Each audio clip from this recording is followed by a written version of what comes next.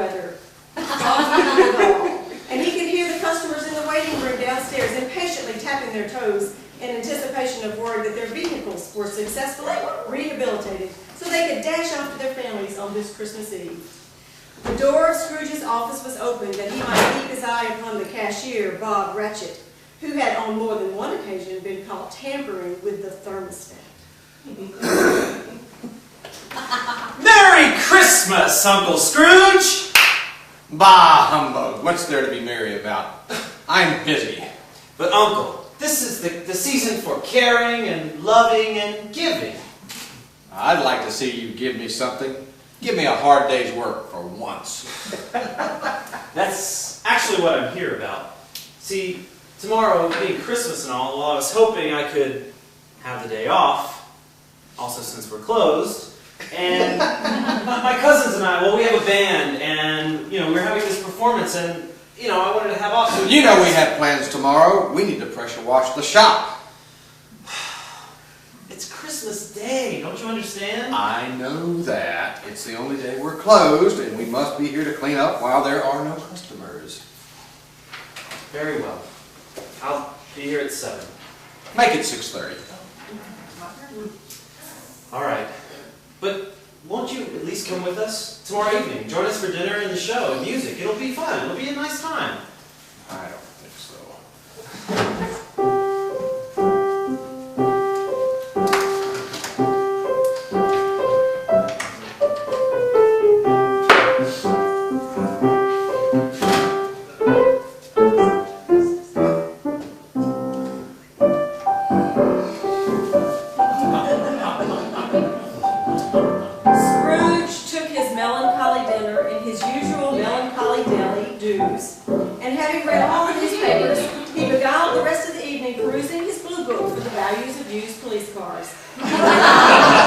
He went home to bed then. He lived in chambers which had once belonged to his deceased partner, Joel Bob Marley. If Joel Bob could just see how these prices have gone down. Ah, Joel Bob Marley.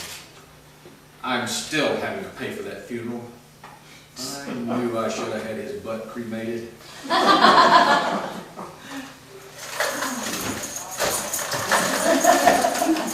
Who are you? Ask me who I was. Who you was? His wife. I was your partner, Joel Bob Marley. Well, why are you here? And man, you're scaring me. 7 years dead. No rest, no peace, incessant torture of remorse. But why have you returned? And why are you in chains? I wear the chain I forged in life. I made it link by link, yard by yard. Is its pattern strange to you? For your own chain is just as strong, and you labor on it still. I live my life as I see fit. Tonight, you will be haunted by 3 spirits, so that you may learn the true meaning of Christmas. The apparition walked backward from him, chains clanking at every step, and floated out upon the bleak, dark night.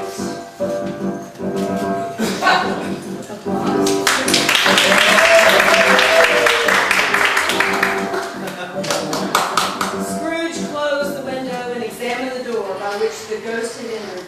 It was double locked, as if he had locked it with his own hands, and the bolts were undisturbed. He tried to say humbug, but stopped at the first syllable. And being from the emotion he had undergone, or the fatigues of the day, or his glimpse of the invisible world, or the dull conversation of the ghost, or the lateness of the hour, much in need of repose, went straight to bed without undressing, and fell asleep upon the instant.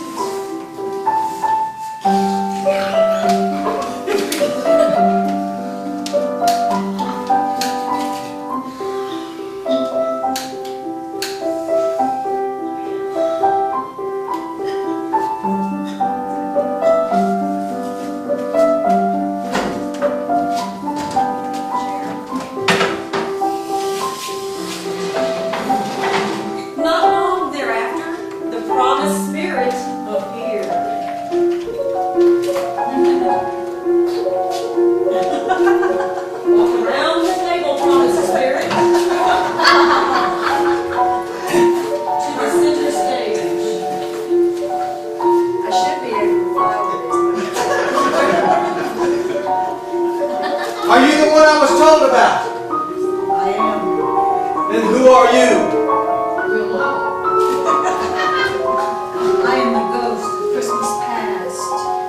more like the ghost of Christmas past.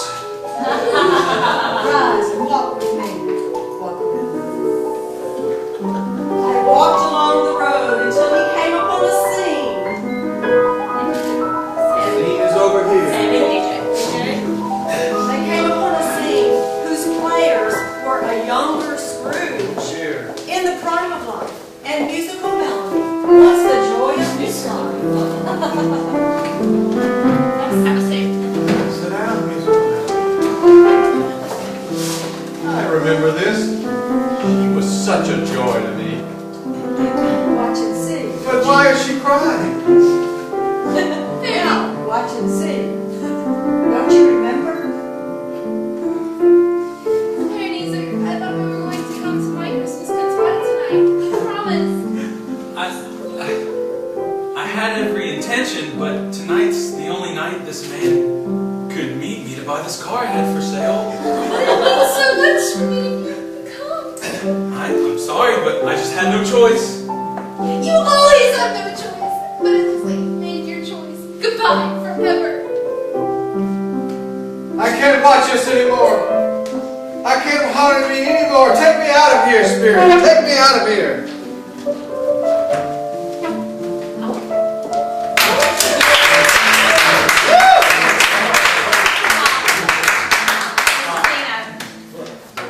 He was conscious of being exhausted and overcome by irresistible drowsiness and had barely time to reel to bed before he sank into a heavy, deep sleep.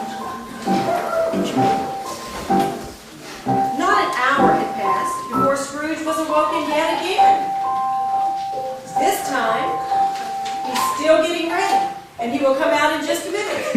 A jolly green giant, glorious to see, who bore a glowing torch and held it up to shed its light on Scrooge.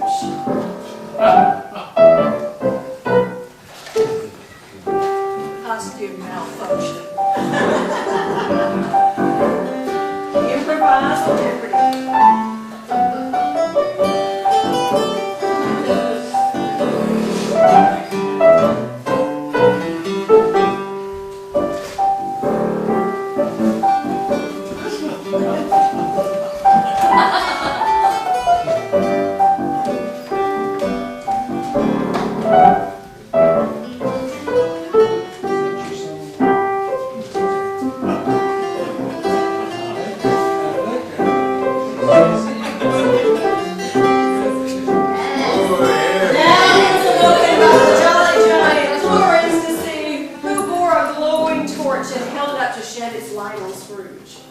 I am the ghost of Christmas present, here to bring tidings of joyous season. You got me convinced for sure with that tone. All right, The spirit whisked Scrooge away to the home of Bob Cratchit, where he was celebrating the season with his merry band of cousins. Oh, cousins, join me for our merry band of music making. Thank you all. Thank you all so much.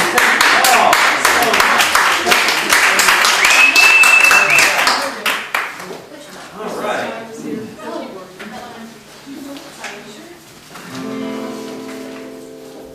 Hold on, we're not ready if you need instruments. Yeah, we've got a couple other cousins on the way. Put it right here. Thanks so much, everyone, for coming. This is a beautiful time of year, and what better people to spend it with than my favorite people in the world. And also talented, multi-talented, multiple instruments. Hopefully I won't fall and die. And the musical stand will not fall apart either. Hold on. That's coming. Molly rushing, everyone. Give her a hand. All right, I gotta be able to see this lead sheet here. Okay, I'm gonna jump down. All right. Let's put it out in front of us here.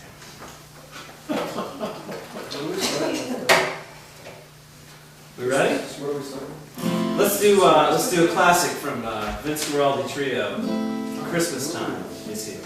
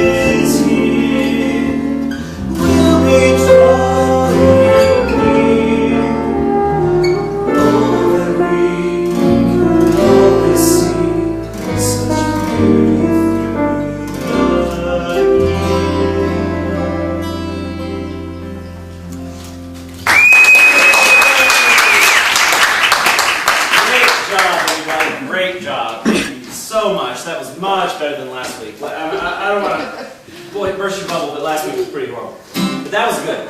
So, getting ready for the show tomorrow night. Oh, excuse me. One more song? Yeah. One more night? Okay. All right. Everybody got their correct instruments? Who's playing the bongos? Travis, you ready for this? Bongos. Big solo, okay? Okay. Oh, cousin Travis, join us. Or you can join us from there. All the way from England. You get to play lead. What is this? What you playing? Yeah. What are you playing? I see. Okay. You ready? Yeah, I'm ready. You ready? Yeah, 1, 2, 3, intro. Okay. No, I'm doing it.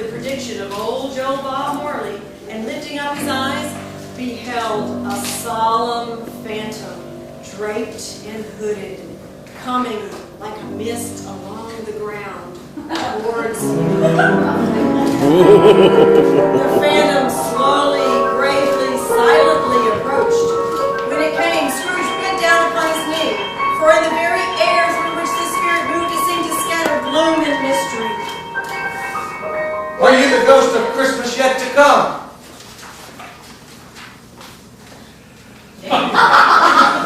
You're the scariest one yet. Since I've known you to be here for my own good, as I hope to live to be another man from a better world in the future than I was, I will follow you. Will you not speak to me?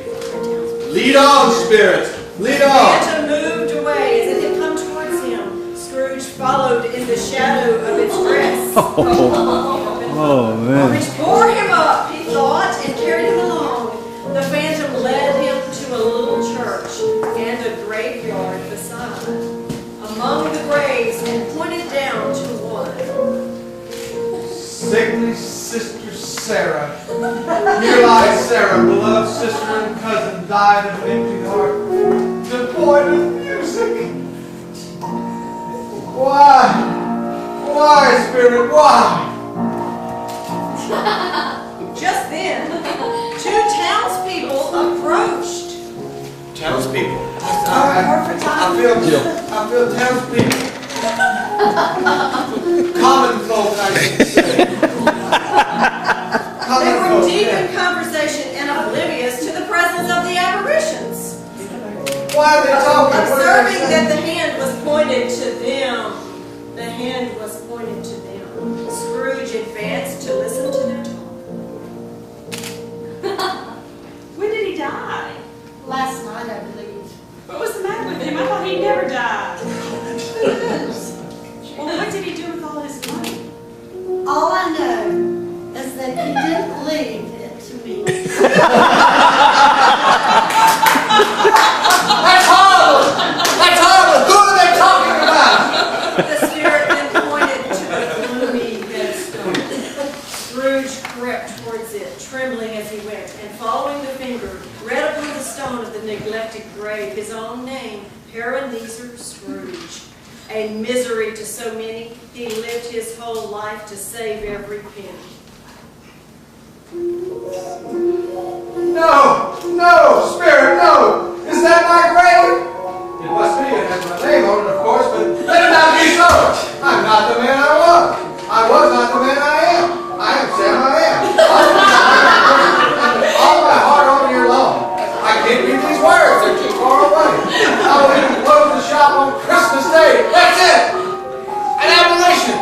An epiphany! I will close the shop on Christmas Day. Just tell me I can take away the writing on that stone. Tell In me, his please. agony, he caught the spectral hand. It sought to free itself, but he was strong in his entreaty and detained it. The spirit, stronger yet, repulsed him. Holding up his hands in the last prayer to have his faint eye reversed, he saw an alteration in the phantom's hood and dress. It shrunk, collapsed, and dwindled down into the bed.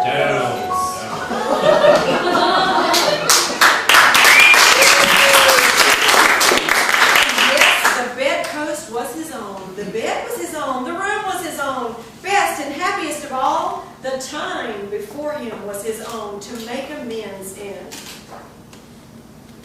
What's this? I'm not dead after all. Melody can't collect on the insurance policy. Look out the window. Who is that out there? Is it daylight? Yeah, what day is it? It's Christmas Day! I haven't missed it after all. I've got to get to the shop. Oh, wait. I'm not going to open the shop today. It's Christmas. Quick, I must go to Bob Ratchet to tell him not to come to work today. Where's Bob Ratchet? Bob! Bob! What? Bob! Wake up! Yeah, Bob! No, I was awake. You're late. I was on my way to the shop, but that's not for me. What do you mean oversleeping, Bob? What do you mean? I'm not going to stand for this any longer, Bob. No, Uncle. Therefore, I'm going to... Please. I'm going to give you the day off and I'm going to raise your salary. What? That's right. Merry Christmas, Shell Bob. Oh! Just Bob is fine. Okay. Not only going to raise your salary, but I'm going to pay for Sister Sickly Sarah's surgeries too.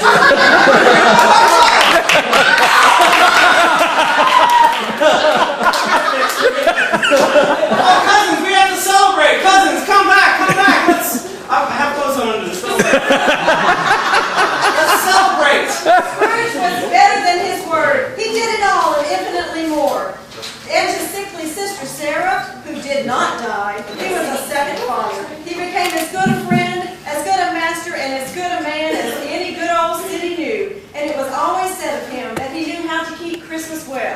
if any man alive possess the knowledge.